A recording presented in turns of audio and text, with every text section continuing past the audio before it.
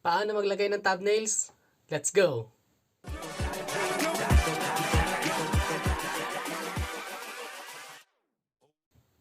Hello guys and what's up?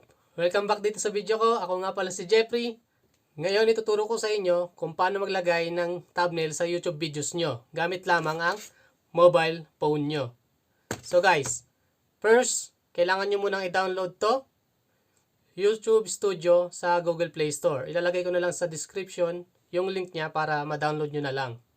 At kung bago ka lang dito sa YouTube ko, make sure na subscribe mo ito at i-turn on mo yung notification bell para updated ka tuwing mag-upload ako ng mga bago kong videos. So guys, tara, umpisa na natin.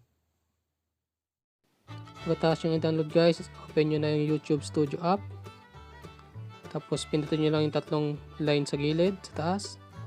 Then punta kayo sa videos.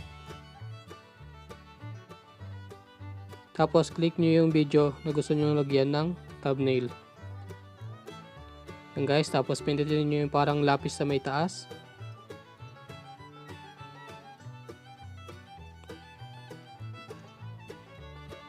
Then click nyo yung edit thumbnail.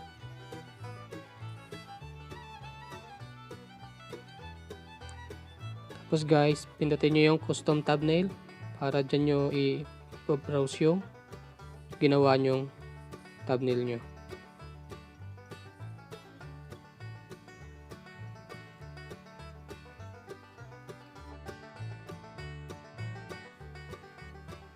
Yan guys, tapos click nyo lang yung select.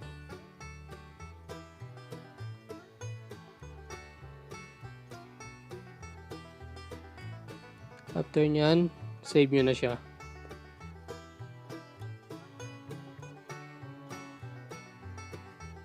Okay guys, check natin. Yan guys, okay na.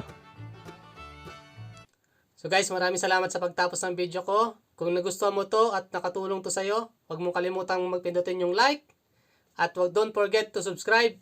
Pwede nyo i-click tong logo na to o yung button sa baba na subscribe button. Yung guys, at kung gusto nyo man panoorin kung paano ko ginawa yung YouTube thumbnail ko, click nyo lang tong video na to, yung nasa taas. At itong nasa baba naman is yung gustong ipanood sa inyo no YouTube. So guys, see you sa susunod na mga video ko.